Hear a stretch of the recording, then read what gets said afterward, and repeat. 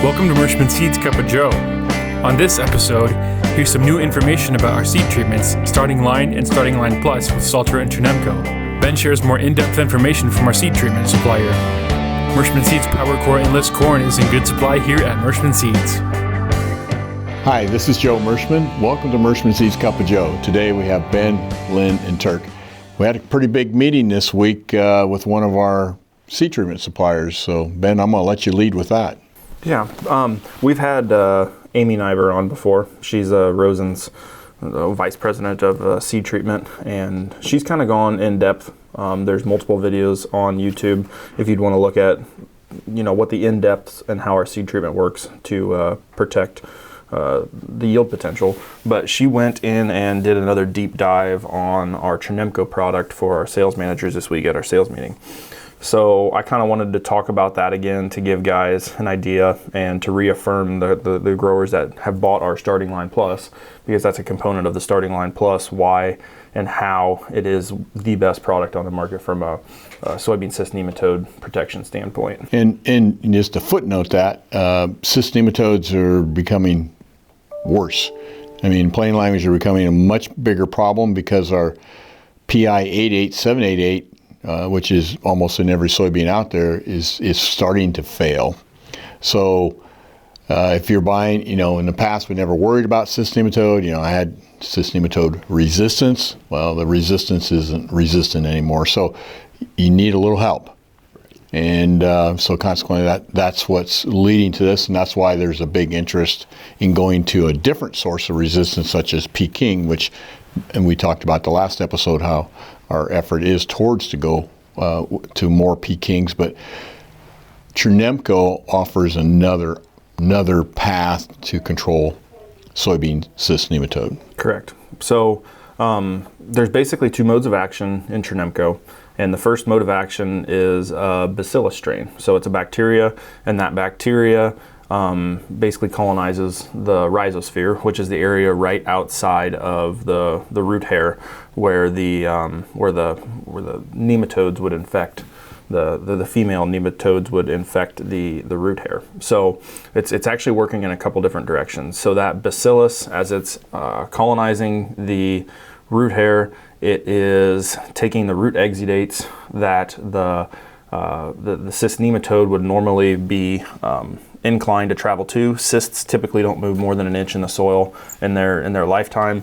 So if they don't have that exudate, that attractive chemical that's out in the soil solution, they're not going to attach to it, because the bacillus strain is actually it's occupying that space. It's using the root exudates, so there's no pheromone for the cyst to get attracted to that. And the cyst nematode is actually a microscopic worm, correct? So in other words, so you think about these worms are all looking to and attached to the root, and the females are the ones that are doing the damage. So consequently, the pheromone from the root says, "Hey, find me," and they sniff it out basically and head towards that root, but only approximately about an inch. Correct. So that is one direction that the bacillus species is working. This bacillus species is also a chitin scavenger. We've talked about this on Cup of Joe as well. Basically, the stylet of the soybean cyst nematode is used to infect the root hair. That is made out of chitin. So this bacteria strain will actually eat on that. The egg sacs that the juveniles, or the egg sacs where the juveniles will come from, is also made out of chitin. So it's actually chewing on those and not allowing for the egg sacs to overwinter. So it's reducing population in that direction as well. So chitin to me is kind of like soft tissue, right? I mean, in other words, so if you think about your face being soft tissue, it's much more susceptible to injury, or in this the bacteria that's attached to the roots actually goes after that soft tissue and can kill that worm, as opposed to its hardened armor shell that it has on the rest of it. So there's some science there that it works. In other words, it actually works to deter the cyst nematode. Correct. And there's a lot of products out there that may have different bacillus strains. Just bacillus strain is one of the best ones on the market. It's been on the market for 10 years. It's a proven bacillus strain. So that's half of Trunemco. The second half of Trunemco is the cis-jasmonic acid. And the cis-jasmonic acid is an acid that actually makes the cell walls just a little bit thicker, and it doesn't allow for the cyst to form, because what happens when the soybean cyst nematode, when the nematode itself is penetrating the root cells, it creates the plant defense mechanism is to create a cyst, and that cyst is where the eggs are housed. And the problem with those cysts is that there's not a lot of xylem and phloem, which are that's the transport mechanism. Yep, that's the transport mechanism on how we get water and nutrients in and out and moved through the plant system. And because there's not a lot of xylem and phloem in the cyst, products that are systemic don't go to that place to kill the cysts. Because there's a lot of nematicides on the market that are extremely effective when they contact what they hit, but the problem is you can't get to that point because the plant doesn't transport nutrients to that. It's a scar tissue. It's an intracellular space that cyst happens at, and there's no intersection for that to go through the phloem or the xylem, because it just kind of is in space that is not, active to those products. So in simple terms, there's two modes of action: hard chemistry and biological chemistry. Correct. And that's what makes Trunemco so uniquely different than other products that are out there on the market.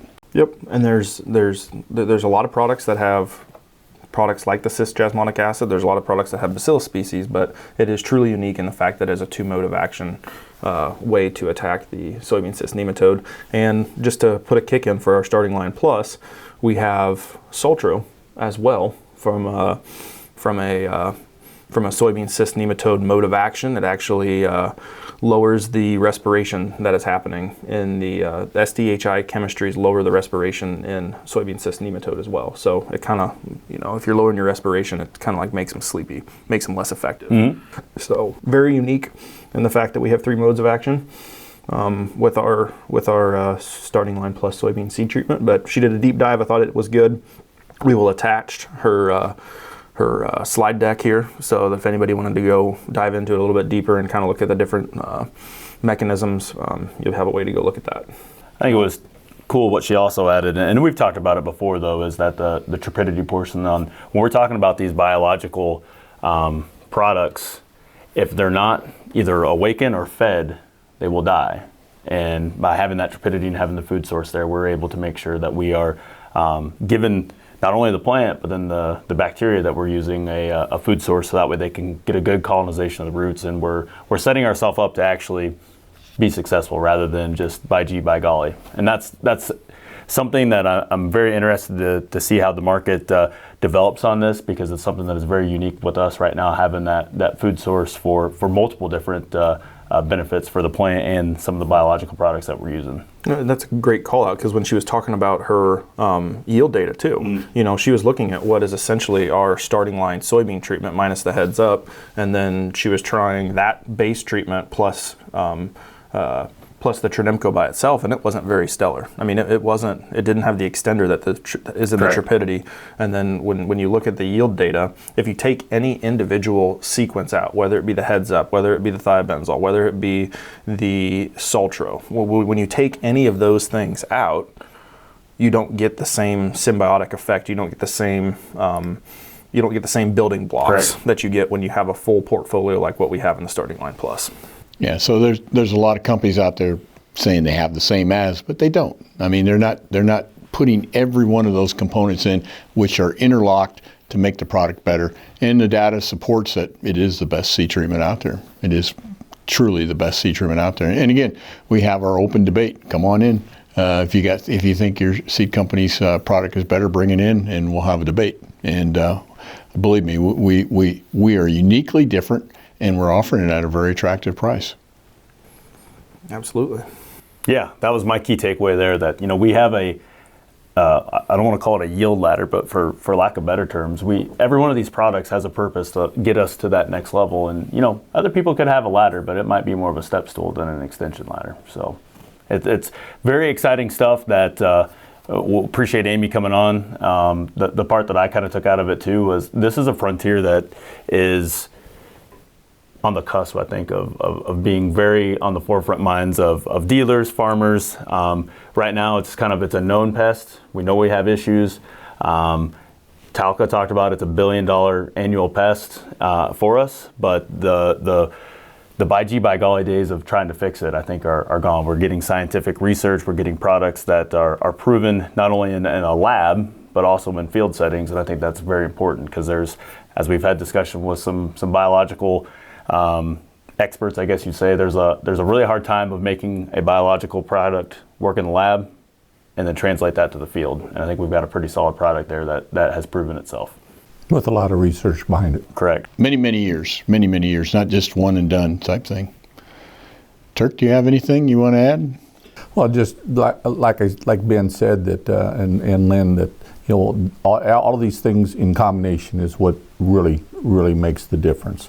And the ladder's a good analogy. A lot of people talk about a barrel, and you remove any one of those staves, and that's all the full. You're going to put that barrel, but our barrel has all the staves all the way to the top, and you're going to maximize yield.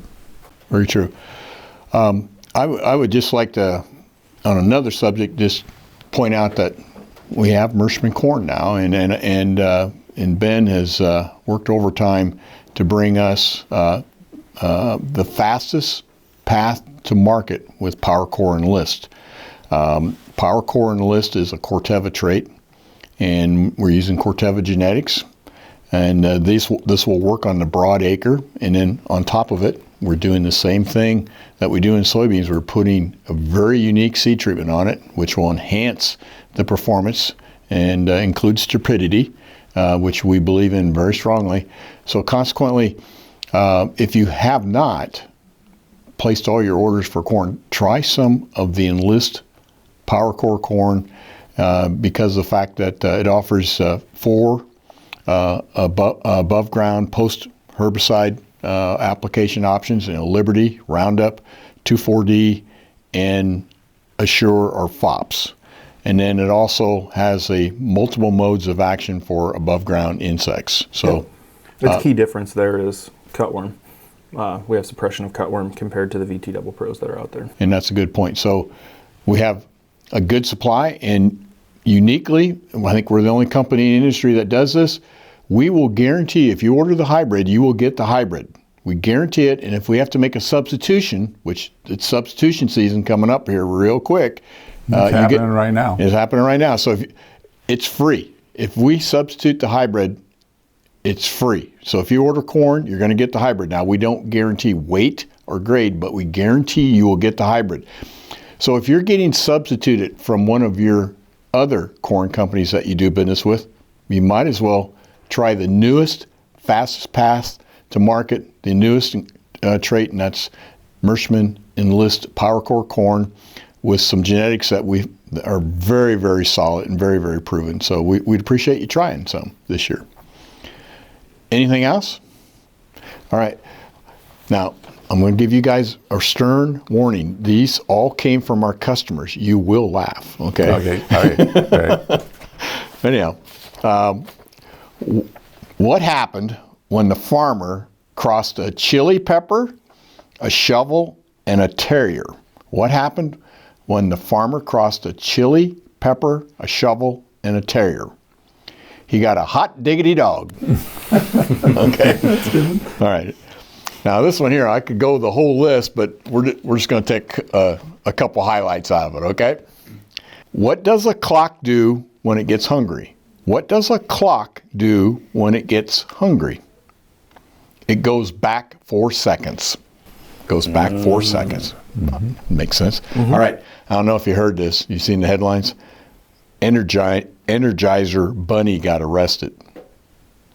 Did you know that? No. Charged with battery.